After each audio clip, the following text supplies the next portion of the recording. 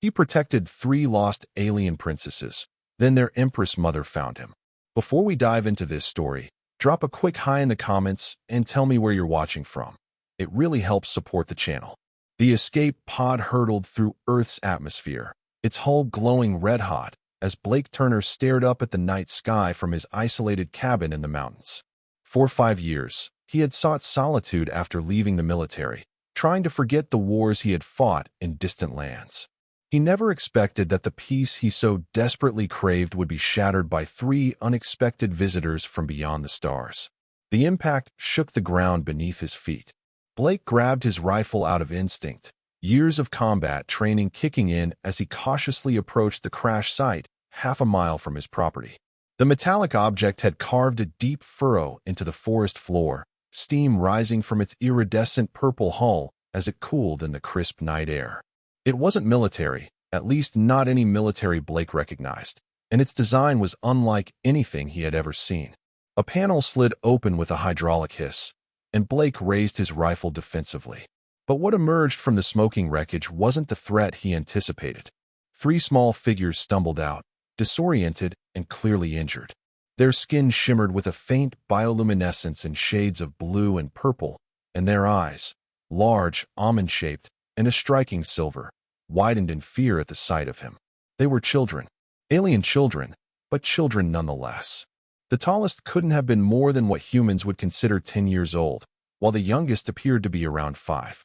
They wore elaborate clothing that, despite being singed and torn from the crash, still exhibited intricate patterns and symbols that Blake assumed denoted importance. The oldest one stepped protectively in front of the others, chin raised in a show of defiance that couldn't quite mask her fear. Blake lowered his weapon immediately. Some instincts ran deeper than caution or self-preservation. The protective instinct that had made him an exceptional soldier now focused entirely on these 3 strange children who were clearly lost, scared, and a very long way from home. "It's okay," he said softly, setting his rifle on the ground to show he meant no harm. "I won't hurt you." The oldest child tilted her head, seeming to analyze his words. Then, to Blake's astonishment, she spoke, not in any human language, but somehow he understood her perfectly. "We are the daughters of Empress Lyra of the Celestial Dominion," she said, her voice carrying an odd resonance that seemed to bypass his ears and speak directly to his mind. "I am First Princess Selene. These are my sisters, Second Princess Vega and Third Princess Nova." She gestured to the middle child and the youngest in turn. "Our transport was attacked. The royal guards jettisoned our escape pod before they were captured. We must contact our mother immediately." Blake looked at the smoking wreckage, then back at the 3 small aliens, princesses, apparently, who stood before him, trying to maintain their dignity despite their obvious exhaustion and fear. "I don't think your pod is going to be making any calls home tonight," he said gently. "But my cabin is warm, and I have food and first aid supplies. Why don't we get you patched up, and then we can figure out how to contact your mother?" The princesses exchanged glances, a silent communication passing between them before Selene nodded. "We accept your assistance, human." As Blake led them back to his cabin, he had no idea that this encounter would not only change his life, but would also place him squarely in the middle of an interstellar conflict, or that his actions over the next few weeks would ultimately bring him face to face with the most powerful being in this section of the galaxy, an empress who had lost her children and would stop at nothing to get them back. The trek back to the cabin was difficult. Princess Vega, the middle child, had sustained an injury to her leg during the crash, and Blake ended up carrying her. The youngest, Nova, kept looking back at their destroyed pod with wide, fearful eyes, while Selene maintained a dignified pace despite her obvious exhaustion. When they finally reached the cabin, Blake quickly set about making them comfortable. "This dwelling is primitive," Selene observed, looking around the rustic interior of Blake's home. The cabin was sturdy but simple, a main room with a fireplace, a small kitchen, 2 bedrooms, and a bathroom with running water thanks to a nearby spring and a solar-powered pump system Blake had installed himself. "It's not a palace," Blake agreed, stoking the fire for additional warmth. "But it's safe, and we're about 30 miles from the nearest town, so you don't have to worry about anyone finding you here." 30 miles. Nova, the youngest princess, spoke for the first time, her voice melodic and curious. Is that far in human measurements? Blake smiled. Far enough that we won't have unexpected visitors. He gathered his first aid supplies and knelt before Vega, who was sitting on his worn leather couch with her injured leg extended. May I? He asked, gesturing to her wound. Vega nodded solemnly. When Blake gently rolled up her pant leg, he was surprised to see that her blood was a deep indigo color. The cut itself wasn't deep, but it stretched along her calf and was surrounded by bruising that appeared as a darker shade of blue against her lavender skin. I don't know if human medicine will work on you, he admitted as he cleaned the wound. But keeping it clean and bandaged should help regardless. Our physiology is different, but compatible enough with this environment that basic treatment should be effective, Celine informed him, watching his movements carefully. Our cellular regeneration is also more efficient than yours. As Blake wrapped Vega's leg, Nova wandered around the cabin, examining everything with unabashed curiosity. She picked up a framed photograph from a shelf, Blake in military uniform, standing with his squad. You are a warrior? She asked, showing him the picture. Blake's expression tightened slightly. I was. Not anymore. Why did you stop? Nova persisted, her large silver eyes studying him intently. Before Blake could formulate an answer, Celine interrupted. Nova, it is impolite to question our host about personal matters. She turned to Blake. I apologize for my sister's directness. She is young and still learning proper diplomatic protocol. It's all right, Blake said, finishing with Vega's bandage. Kids are curious. That's universal, I guess. He stood and moved to the kitchen. You must be hungry. I don't know what you eat, but I can offer you water and some food. I have fruit, vegetables, bread. We are omnivorous but cannot consume certain compounds that may be common in your food, Celine explained. Perhaps plain vegetation would be safest to start with. Blake prepared a simple meal of raw vegetables and watched in fascination as the princesses cautiously sampled each item. Carrots and celery were rejected immediately, but they seemed to enjoy cucumbers and bell peppers. They were particularly enchanted by apples, their faces lighting up at the sweet taste. As they ate, Blake tried to learn more about their situation. You said you were attacked. Who would attack royal children? Celine's expression darkened. The Draconian Syndicate. They have been at war with the Celestial Dominion for generations. Taking us hostage would give them significant leverage against our mother. And your mother is an empress? Blake asked, still trying to wrap his head around the fact that he was harboring alien royalty in his cabin. Empress Lyra is the sovereign ruler of the Celestial Dominion, which spans 342 star systems, Vega explained proudly. She commands the largest fleet in the galactic quadrant and is renowned for both her wisdom and her fierceness in battle. She will come for us, Nova added with absolute certainty. No force in the galaxy can stop her from finding her daughters. Blake nodded slowly, processing this information. And how exactly would she find you? Your ship is destroyed.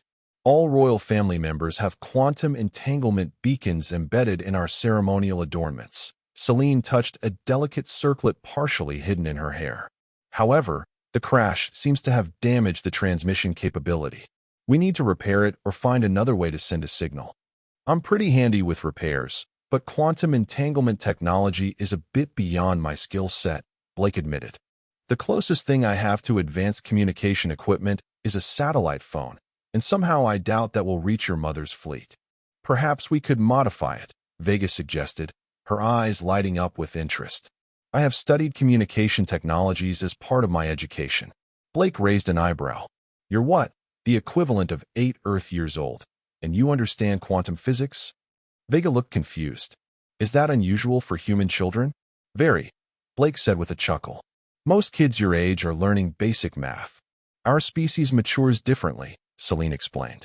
While we appear young physically, our cognitive development is accelerated compared to humans. Vega has a particular aptitude for technical sciences. After their meal, exhaustion finally overcame the princesses. Blake set up his spare bedroom for them, arranging extra blankets to create comfortable sleeping spaces for all three. As he was about to leave them to rest, Nova tugged at his hand.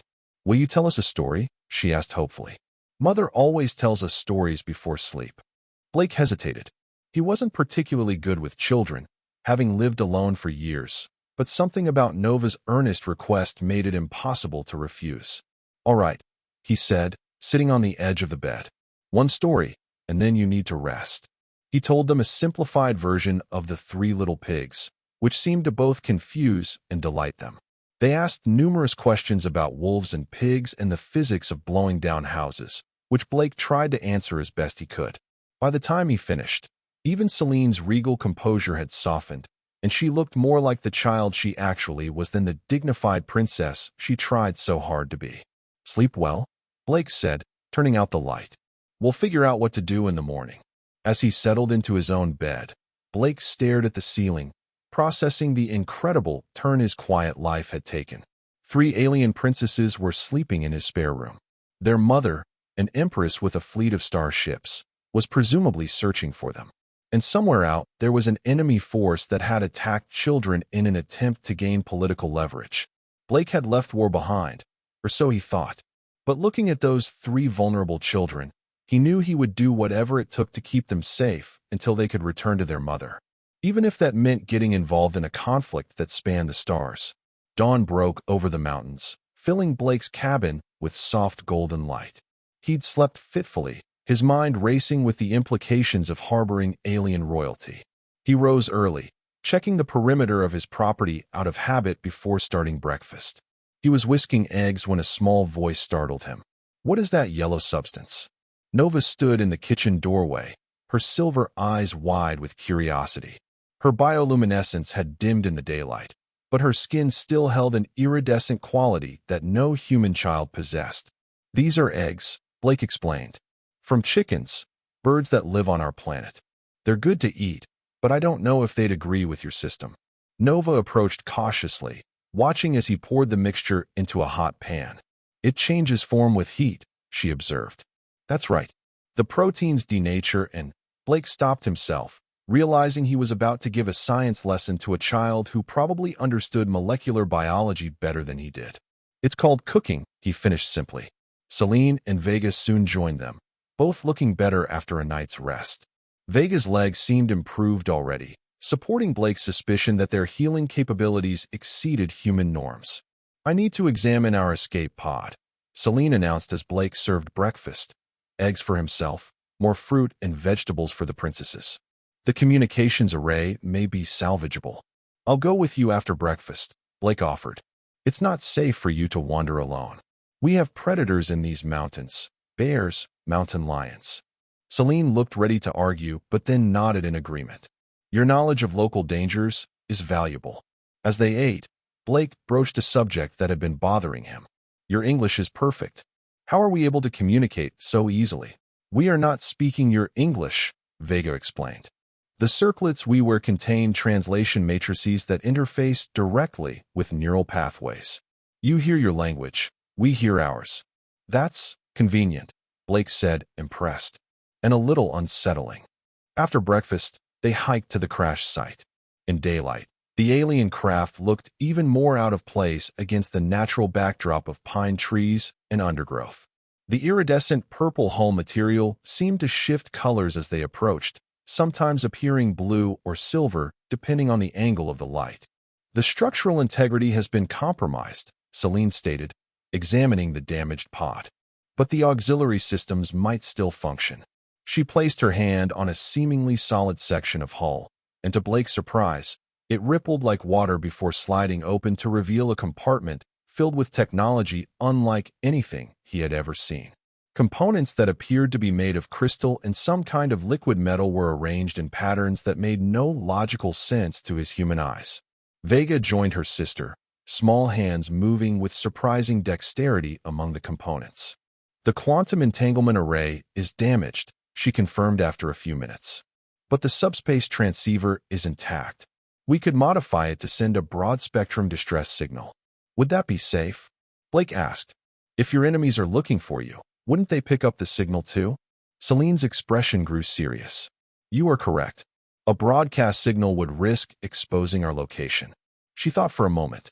"We need a directed transmission, one that will reach our mother's fleet without alerting the Draconian Syndicate." And how do we do that if we don't know where your mother's fleet is? Blake asked. The last coordinates were in the Proxima Centauri system, Vegas said. It's the star nearest to your solar system. Blake raised his eyebrows. You're telling me there's an alien fleet in the star system next door, and somehow Earth doesn't know about it? Your detection technology is limited, Celine said diplomatically. And our ships employ quantum displacement shields. But that is irrelevant to our current problem. They salvaged what they could from the pod, with Blake carrying the surprisingly heavy subspace transceiver back to the cabin. Vega insisted she could modify it to send a directed signal, but she needed tools and additional components. I have basic tools, Blake said, setting the device on his workbench in the small shed behind the cabin. But I doubt I have alien technology components just lying around. We can adapt human electronics, Vega assured him. Simple computational devices, communication equipment, power sources, they can be modified to serve our purposes. Blake frowned. The nearest electronics store is in the town, about 30 miles away. I'd rather not leave you alone, but I also can't exactly bring 3 alien children shopping with me. We will be safe here, Celine insisted. The statistical probability of danger finding us in this remote location during a brief absence is minimal. Blake wasn't convinced, but they needed the components. I'll go tomorrow morning at first light, he decided. I should be back by mid-afternoon. But you need to promise me you'll stay inside the cabin and not answer the door for anyone. We understand the need for caution, Celine agreed. That evening, as Blake prepared dinner, he noticed Nova standing by the window, staring up at the stars with an unmistakable longing in her silver eyes. Missing home? He asked gently, joining her. Nova nodded. Mother says that no matter where we are in the galaxy, we all look at the same stars, just from different angles. She pointed upward. Our home is there, beyond what you can see. It's beautiful, with crystal spires that sing in the wind and oceans that glow at night. It sounds amazing, Blake said sincerely. When Mother finds us, perhaps you could visit, Nova suggested, looking up at him with hopeful eyes. As a thank you for helping us. Blake smiled, touched by the offer. That's very kind, but I think I'm better off staying on Earth. This is my home. Do you not have a family? Nova asked. I haven't seen images of other humans in your dwelling. Blake's smile faded slightly. No, not anymore. My parents died years ago, and I never started a family of my own. Why? Blake considered how to explain his solitary existence to a child from a completely different culture. I was a soldier for a long time. I saw things, did things, that made it hard to connect with people afterward. Sometimes it's easier to be alone. Nova regarded him with surprising wisdom in her young eyes. Mother says that the greatest strength is not in standing alone, but in knowing when to reach for others. She slipped her small hand into his. I'm glad we reached you. Blake felt something inside him shift, a hardened part of his heart softening at this simple gesture from an alien child. Before he could respond, Celine called from the workbench where she and Vega were examining the transceiver. Blake, we require your assistance. The rest of the evening was spent helping the princesses understand Earth technology well enough to create a list of components Blake would need to purchase. Vega proved to have an astonishing grasp of electronics, quickly understanding the principles of human technology despite its primitive nature compared to what she was used to. That night, after the princesses were asleep, Blake sat on his porch, cleaning his rifle and scanning the forest edge out of habit. The full moon illuminated the clearing around his cabin, casting long shadows from the surrounding pines. He couldn't shake the feeling that by helping these children, he had placed himself in the middle of something far bigger than he could comprehend. Yet looking up at the stars, knowing that somewhere beyond them was a mother searching desperately for her daughters, Blake knew he had made the right choice. These children needed him, and for the first time in years, he felt needed, felt purpose beyond mere survival. As the night deepened, Blake made a silent promise to the distant stars. He would protect these 3 lost princesses with his life if necessary, and he would see them safely return to their mother, no matter the cost. The next morning, Blake prepared to leave for town. He'd written down detailed instructions for the princesses. Stay inside, keep the curtains drawn, use the emergency satellite phone only in dire circumstances. He hesitated at the door, looking back at the three alien children who were now temporarily in his care. "I'll be back as soon as I can," he promised. "Remember what I told you about staying hidden?" "We understand the protocols," Celine assured him with her typical formality. "We will maintain low profiles and remain vigilant." Blake nodded, still uneasy about leaving them alone, but seeing no alternative. He climbed into his old pickup truck and headed down the mountain road toward the small town of Pinecrest. The drive gave him time to think. In just 2 days, his solitary existence had been completely upended. Part of him wanted to contact authorities. Surely there were government agencies equipped to handle first-contact situations better than a former soldier living off the grid. But another part of him, the part that had seen how governments sometimes treated those they considered other, was deeply skeptical. Would these children be protected or studied, helped or exploited? No, he decided. For now at least, their safety was his responsibility alone.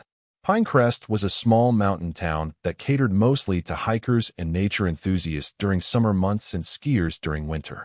The local hardware store and the newer electronics shop provided most of what Blake needed: batteries, copper wire, circuit boards, a few old smartphones he could cannibalize, and various tools.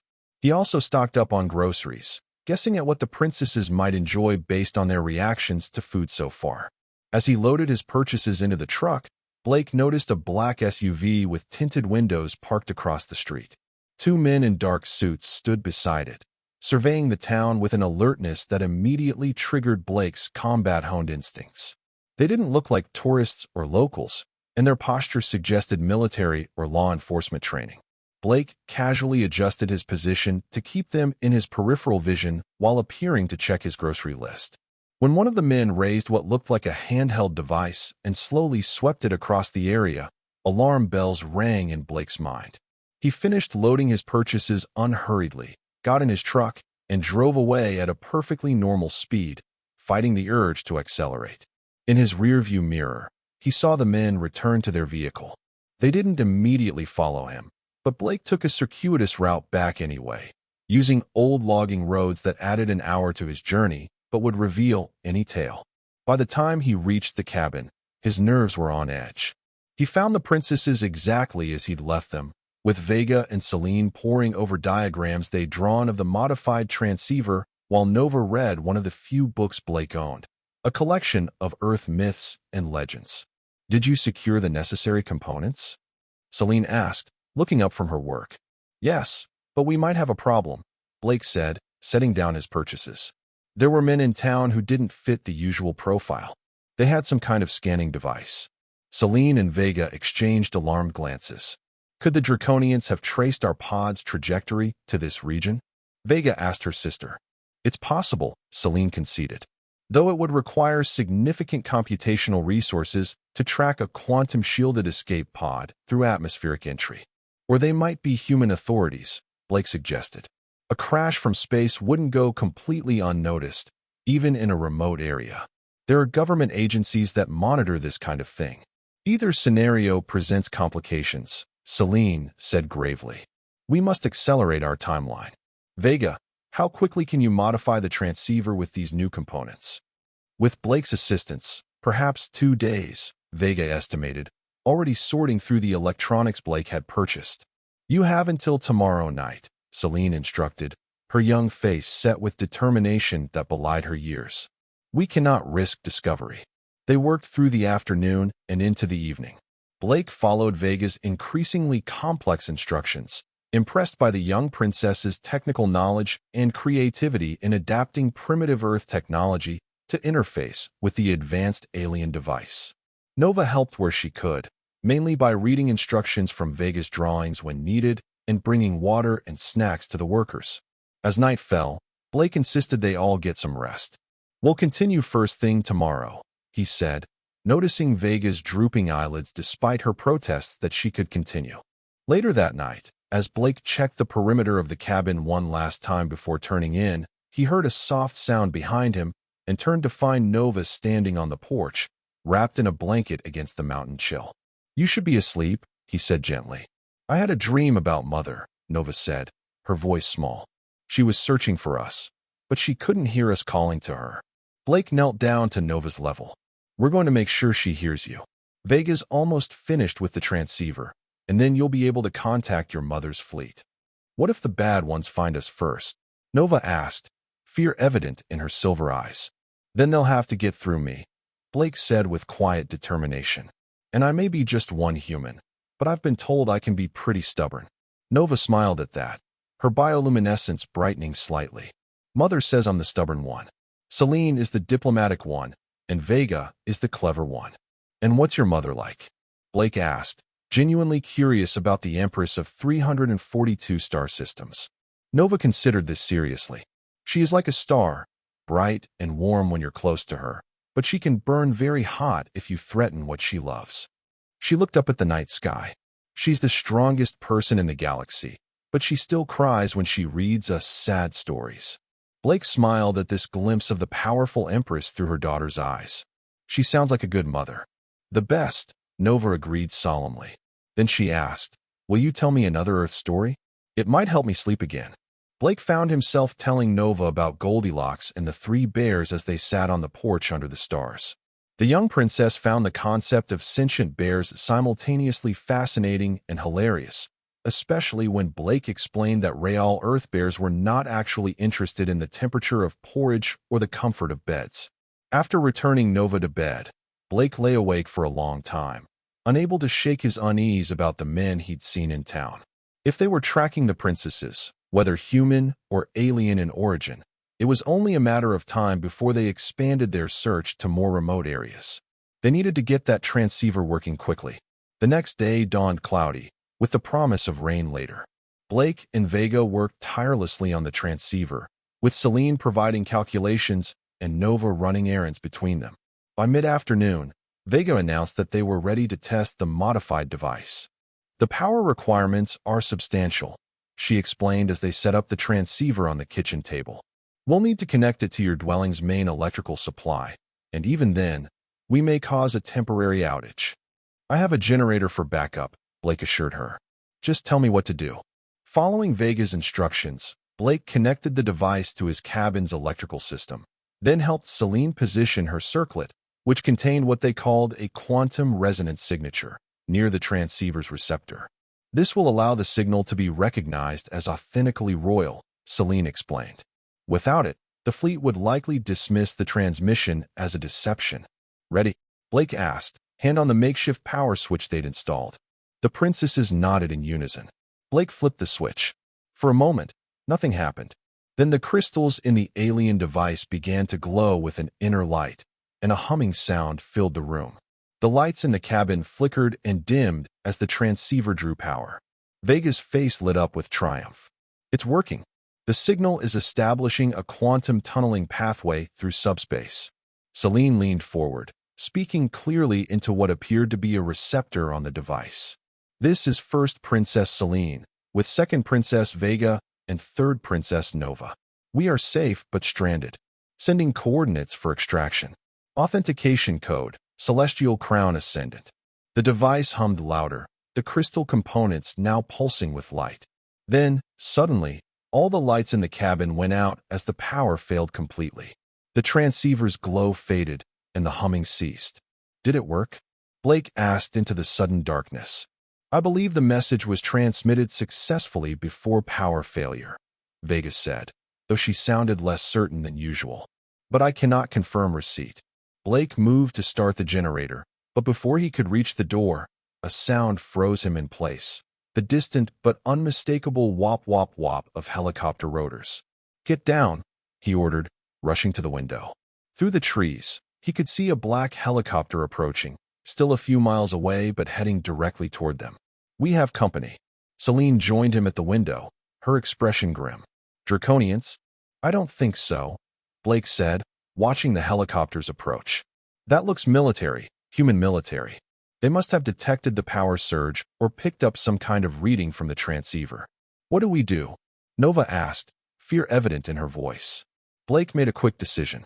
Grab anything essential from the pod that you can't leave behind. We're leaving now. Moving with practiced efficiency, Blake gathered survival supplies, water, food, first aid kit, compass, map, flashlight, and his rifle with ammunition. The princesses collected the few personal items they had salvaged from the escape pod, including a small device Celine described as a cultural repository that contained histories and knowledge of their civilization. "We'll head deeper into the mountains," Blake explained as they prepared to leave. "There are caves and shelters I know about from hunting trips. We can hide there until your mother's fleet responds." The helicopter was growing louder. Blake estimated they had perhaps 10 minutes before it reached the cabin. "Stay low and follow me," he instructed, leading them out the back door and into the forest behind the cabin. "Step where I step and move as quietly as you can." They slipped into the dense pine forest just as rain began to fall, a stroke of luck that would help obscure their trail. Blake set a quick but manageable pace, making sure Nova could keep up and watching Vega carefully for signs that her injured leg was troubling her. The young princess maintained a determined expression, never complaining despite the difficult terrain. The sounds of the helicopter faded as they moved deeper into the forest, climbing steadily upward toward a ridgeline that would lead them to the network of caves Blake had mentioned. The rain increased, soaking through their clothes, but Blake kept them moving, knowing that their body heat would drop quickly if they stopped. After about an hour of hiking, Blake called a brief rest in the shelter of a large outcropping of rock. The princesses were holding up remarkably well, showing a resilience that impressed him.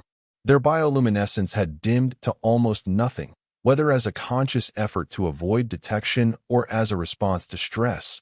Blake couldn't tell. "Are you doing okay?" he asked them, distributing water and energy bars from his pack.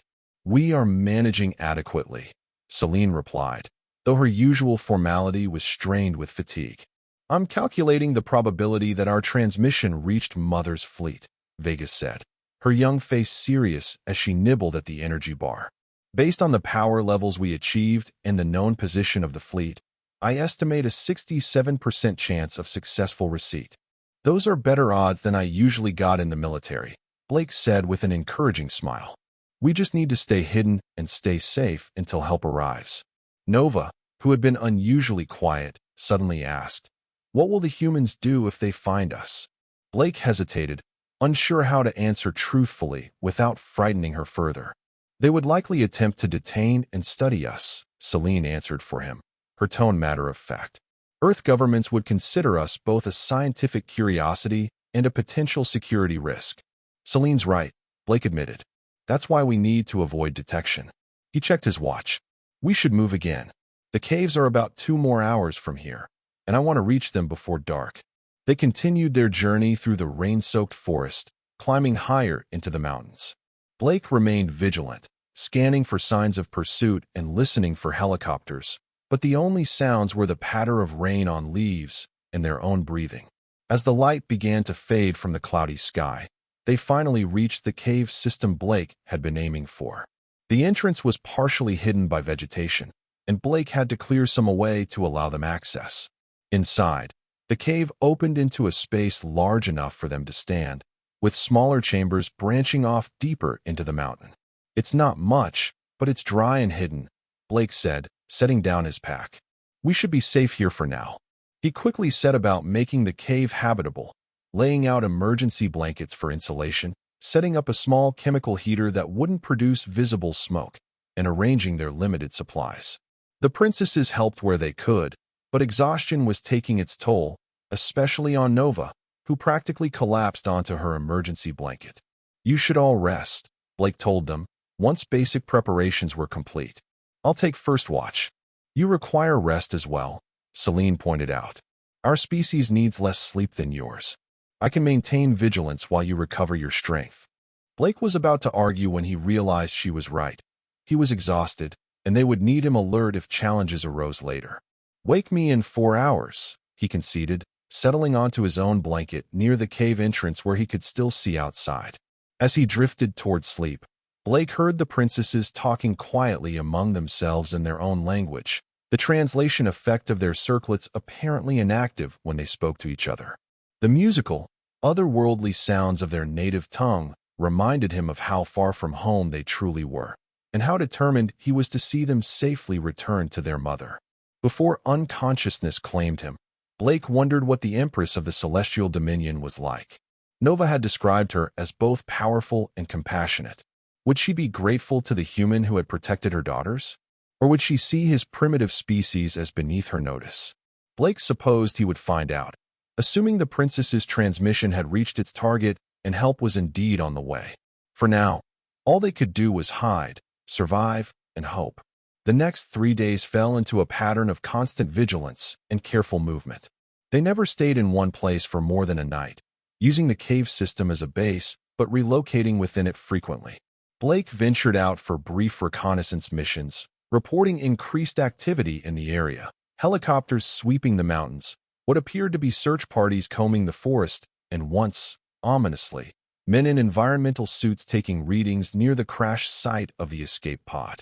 They're escalating the search, Blake told the princesses after returning from his latest scouting trip. They've set up a perimeter around my cabin and the crash site. It's only a matter of time before they expand deeper into the mountains. Our mother should have received our signal by now, Celine said, her usual composure showing signs of strain. The fleet would require time to navigate to Earth without alerting your defense systems, but they should arrive soon. How will they find us exactly? Blake asked. These mountains cover hundreds of square miles. Our circlets contain tracking beacons that the fleet can locate precisely, Vega explained. But the range is limited without the amplification of the transceiver, which means they need to be in orbit or very close to Earth to detect you, Blake concluded. And we have no way of knowing when that might be. 2 more days, Nova said suddenly, with such certainty that everyone turned to look at her. How do you know that, Nova? Celine asked, frowning slightly. The youngest princess touched her circlet. I can feel it. The connection is stronger than yesterday. Blake had learned not to dismiss Nova's intuitive statements. For all their advanced technology and knowledge, the princesses still exhibited abilities he didn't fully understand, with Nova seemingly the most attuned to aspects of their technology that operated beyond logical explanation. Then we hold out for 2 more days, Blake decided. We have enough supplies if we're careful, but we'll need to find a secure location with good visibility to the sky for extraction. Celine nodded in agreement. There is a clearing approximately 2 kilometers northeast of our current position, according to the topographical features I observed during our journey. It would provide adequate space for a small extraction vessel while remaining concealed from broader detection. Blake was impressed by Celine's observational skills. That sounds perfect. We'll move there tomorrow and set up a defensible position. That night, as the princesses slept huddled together for warmth, Blake maintained watch at the mouth of the small side cave they were currently occupying. The rain had finally stopped, and the clouds had partially cleared, revealing a sky brilliant with stars. Blake found himself wondering which one might be the home of the celestial dominion, and what life might be like in a civilization advanced enough for interstellar travel and quantum communication. His contemplation was interrupted by a soft sound behind him. Turning, he saw Nova awake and watching him. You should be asleep, he whispered, not wanting to wake the others. I had another dream, she said, moving to sit beside him. About Mother. Was it a good dream this time? Nova nodded. She was closer, and she was not alone. The young princess looked up at Blake with serious eyes. The draconian ships are following her. Blake felt a chill that had nothing to do with the night air. Are you sure? Dreams don't lie, Nova said simply, as if this was an obvious truth. There will be danger when she comes. Blake processed this information, trying to determine if it was just a child's nightmare or something more meaningful. Given everything he'd seen in the past few days, he wasn't prepared to dismiss Nova's dream entirely. Then we'll be ready, he promised. I won't let anything happen to you or your sisters. Nova studied him for a long moment, her silver eyes reflecting the starlight. You would fight for us? I would, Blake confirmed without hesitation. Why? We are not your kind. Blake considered the question seriously. When I was a soldier, I fought because it was my duty. Sometimes I wasn't even sure what I was fighting for. But protecting you and your sisters, that's simple. Your children who need help. It doesn't matter what planet you're from. Nova seemed satisfied with this answer. She leaned against Blake's side, her slight weight warm against him. I like Earth, she declared softly. It's very loud and wet, but the people can be kind. Some of us, Blake agreed with a small smile. They sat in comfortable silence for a while, watching the stars. Eventually, Nova's breathing deepened as she fell asleep leaning against him. Blake carefully gathered her up and returned her to her sisters, tucking the emergency blanket around all three. Looking down at these extraordinary children who had crashed into his life so unexpectedly, Blake made a silent vow.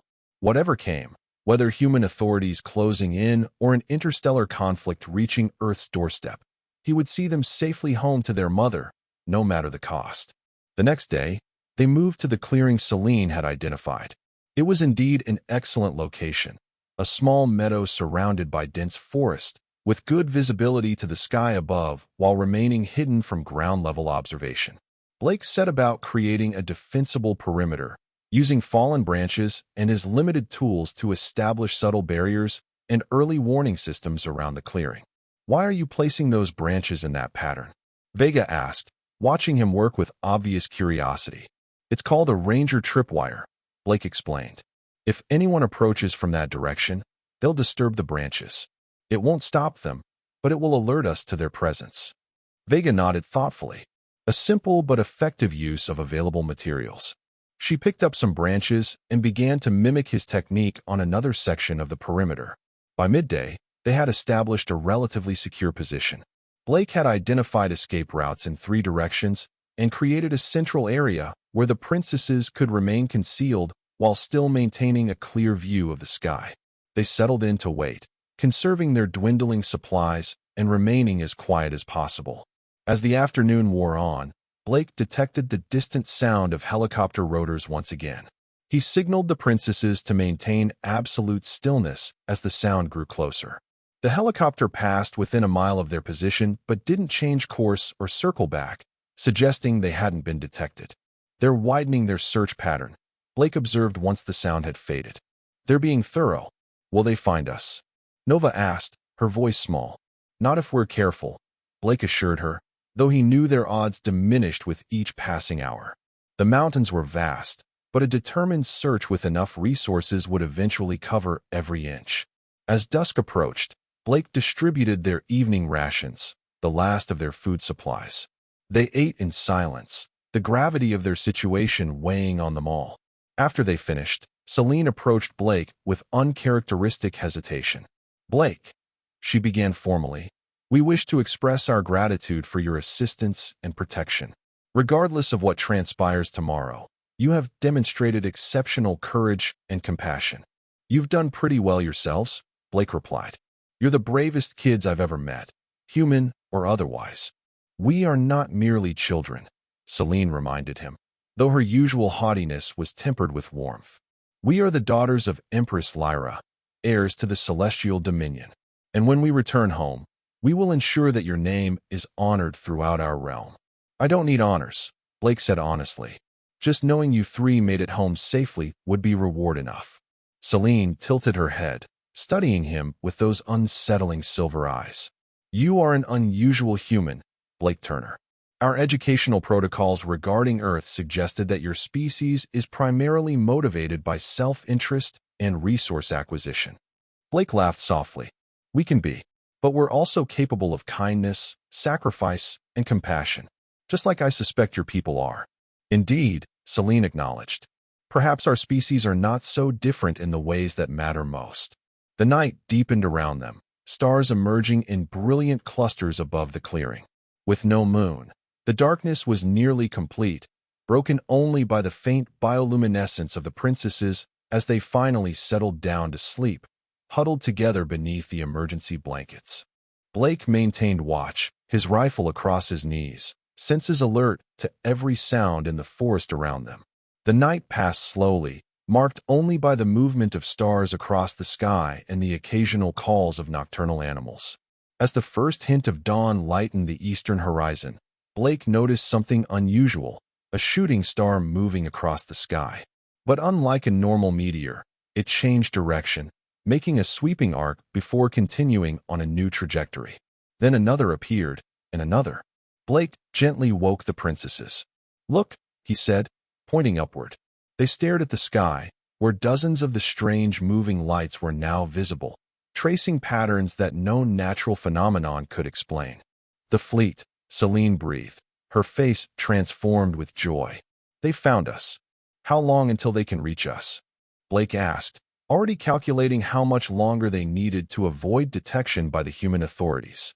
The lights you see are scout ships entering the upper atmosphere, Vega explained, her eyes tracking the movements above. They're establishing a perimeter and jamming your planet's detection systems. The extraction vessels will follow once they've secured the approach vector. Even as she spoke, one of the lights grew larger and brighter, descending toward their position with purposeful speed. Blake tensed, ready to move the princesses if it proved to be something other than their expected rescue. The light resolved into a sleek craft about the size of a small airplane, its hull shimmering with the same iridescent material as the escape pod. It slowed as it approached, hovering silently above the clearing before descending the last few meters to touch down on the grass, with barely a whisper of sound. A panel slid open in its side, and a ramp extended to the ground. Two figures emerged, tall, elegant beings with the same bioluminescent skin as the princesses, though theirs glowed with a more intense blue light. They wore what appeared to be form-fitting armor and carried devices that Blake instinctively recognized as weapons, though like nothing he had ever seen on Earth. The princesses stepped forward, and Blake remained slightly behind them, his rifle lowered but ready. The two aliens, royal guards, he presumed, dropped immediately to one knee when they recognized the children. "Your Highnesses," one of them said, the same translation effect allowing Blake to understand. "The Empress awaits you on the command ship. This human has protected and aided us," Celine informed them, gesturing to Blake. "He will accompany us." The guards exchanged glances but didn't argue with the first princess. "As you wish, Your Highness."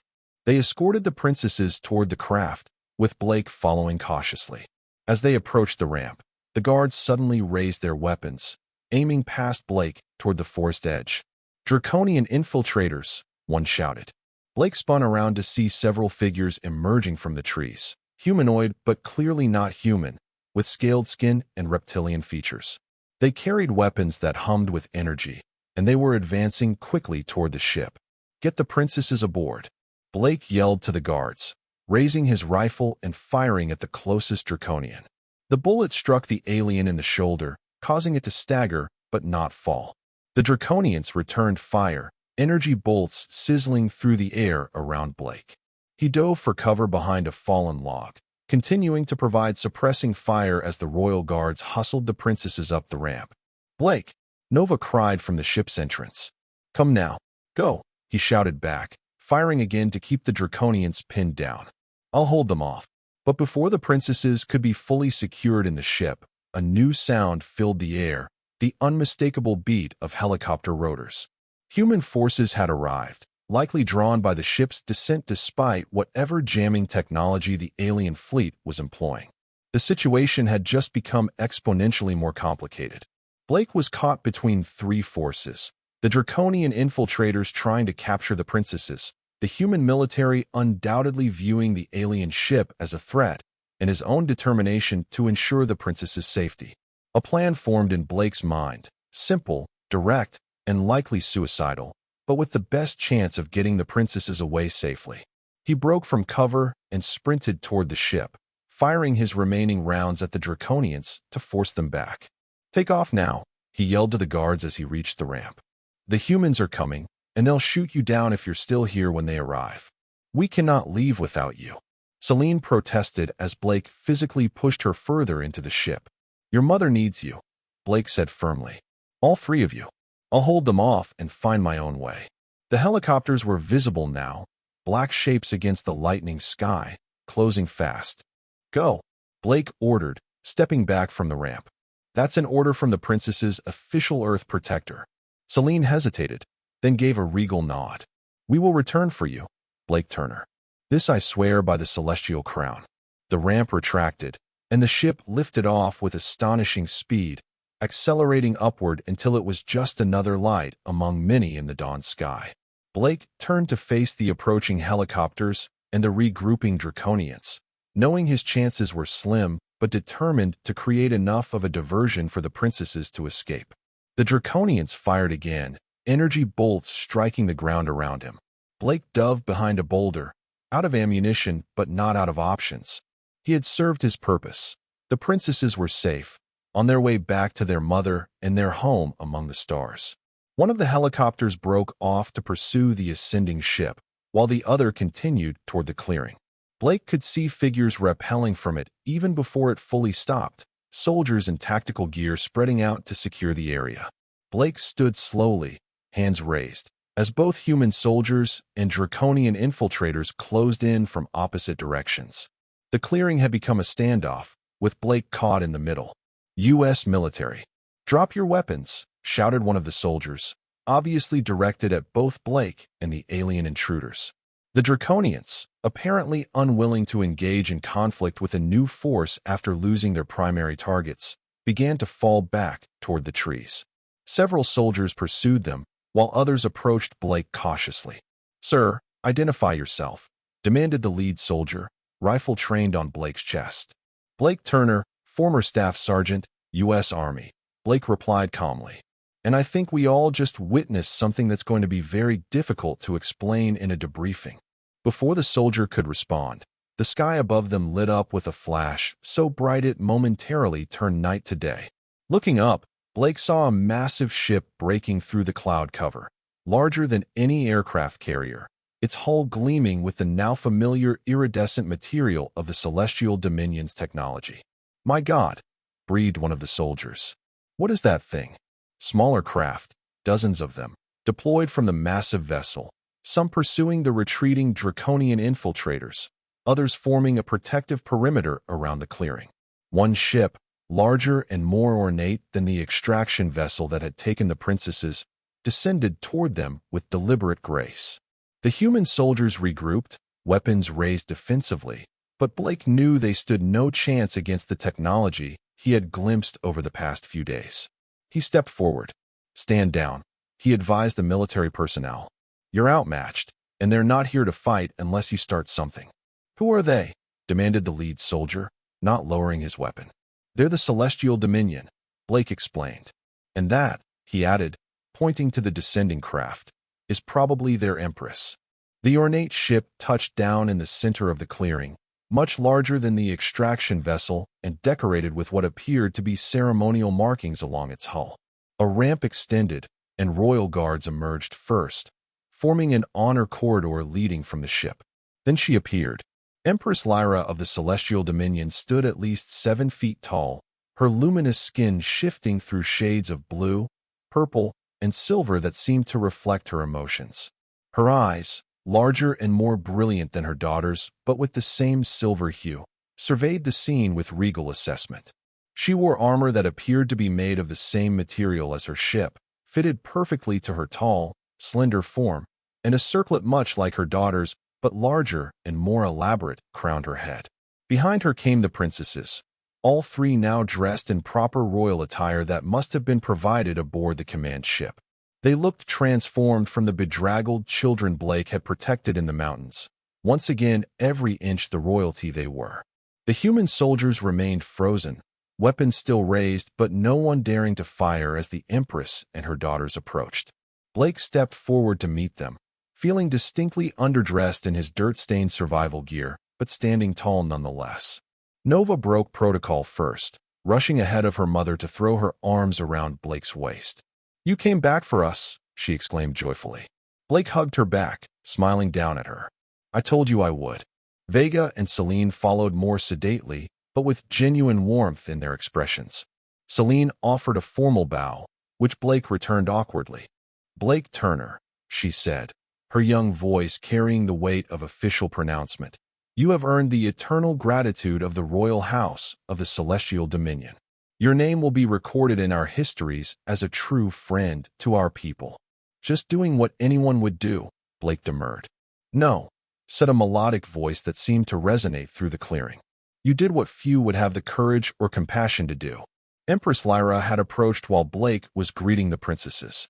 Up close, her presence was even more imposing, not just her height and otherworldly beauty, but an aura of power that seemed to emanate from her very being. "Your Majesty," Blake said, bowing deeply, "your daughters are remarkable. It was an honor to help them." "Rise, Blake Turner of Earth," The Empress commanded gently. My daughters have told me of your bravery, your resourcefulness, and your kindness. You protected them when they were vulnerable, asked for nothing in return, and were willing to sacrifice yourself to ensure their safe return to me. Her silver eyes studied him intently. Such actions reveal the true character of both an individual and their species. The human soldiers were still holding position, but their stance had shifted from aggressive to wary observation. The lead soldier had lowered his weapon slightly, seemingly transfixed by the scene unfolding before him. The Draconian Syndicate believed they could use my children as leverage against me. The Empress continued, her voice hardening slightly. They failed to consider that they might find protection among those they considered primitive. Your actions have not only saved my daughters, but have also demonstrated that humanity possesses qualities worthy of respect and alliance.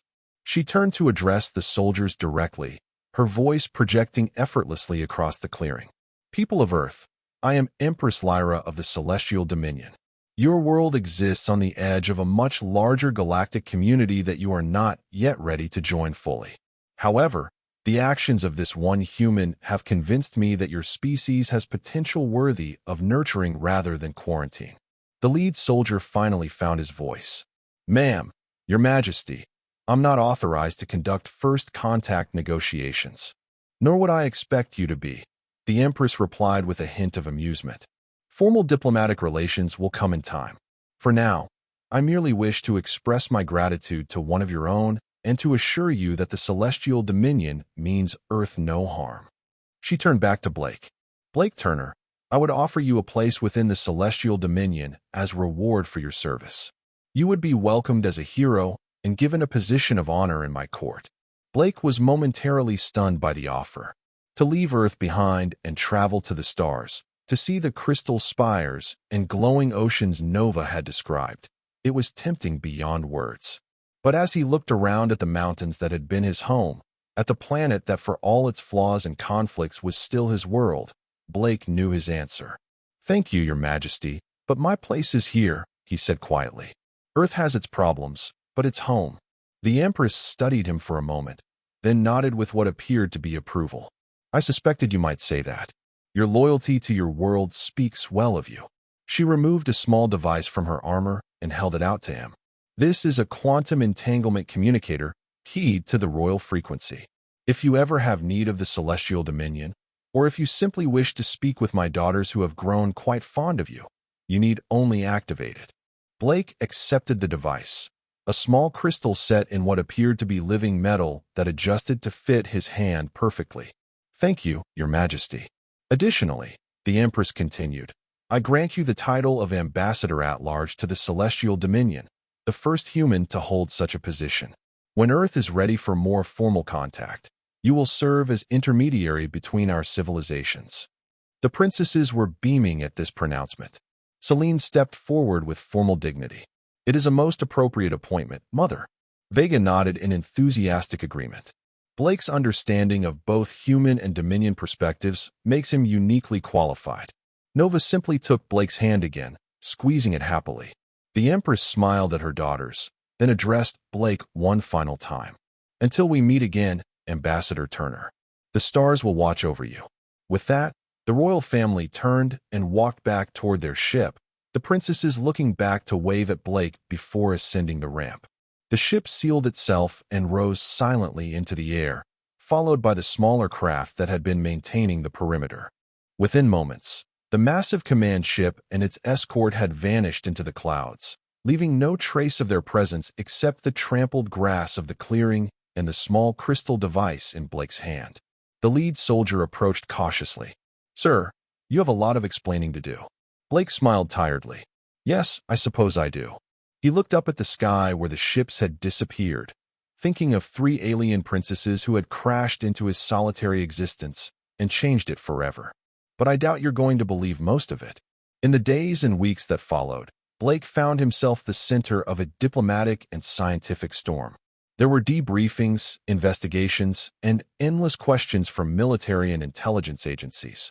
The quantum entanglement communicator was studied, though never activated without his permission, and the crash site of the escape pod was thoroughly examined, though most of the advanced technology had been retrieved by the Celestial Dominion before they departed.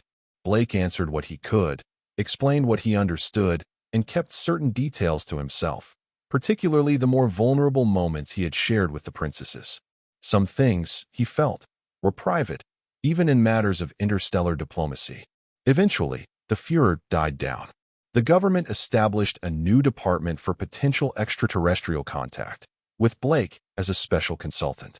His cabin in the mountains was restored and upgraded, now serving as both his home and an unofficial listening post for signals from the stars. 6 months after the departure of the Celestial Dominion, Blake sat on his porch watching the sunset. The quantum communicator rested on the small table beside him, as it always did. He had used it several times to speak with the princesses, receiving updates on their lives, and sharing news of Earth's cautious steps toward acknowledging the wider galaxy. As the first stars became visible in the darkening sky, the communicator chimed softly. Blake picked it up, and a small holographic projection appeared above it. All 3 princesses, looking healthy and happy, their bioluminescence bright with excitement. Ambassador Turner, Celine greeted him formally, though her silver eyes sparkled with affection. "We bring important news. Mother has approved our request for a diplomatic visit to Earth next month. We're coming back," Nova exclaimed, unable to maintain the formal tone. "And Mother is letting us bring some of our favorite cultural artifacts to show you." "I've been studying Earth's technological development," Vega added eagerly. "I have several suggestions for non-disruptive innovations that might be permitted under the Controlled Advancement Protocols." Blake laughed, genuinely delighted. "I can't wait to see you all. I'll make sure everything is ready for an official welcome." "It needn't be too official," Celine said, relaxing her formal demeanor slightly. "We have requested that our visit begin with you, before the governmental formalities commence." "I'd like that," Blake said sincerely. "The cabin's a lot nicer now, and I've even learned to cook a few things besides eggs that you might be able to eat." They chatted for a while longer before saying their goodbyes, the princesses promising to send more specific details about their visit through official channels. As the hologram faded, Blake remained on the porch, looking up at the stars with a sense of wonder that had never left him since those extraordinary days 6 months ago.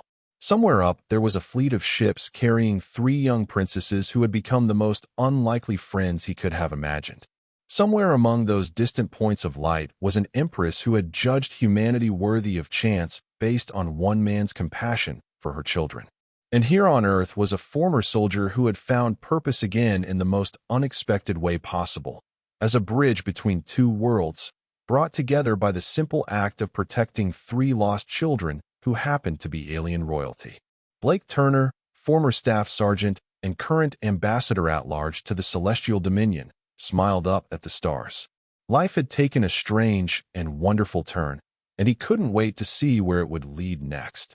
And that was the end of the story. If you listened all the way to here, don't forget to leave feedback about what you thought of the story in the comments, whether positive or negative. Your feedback helps us improve.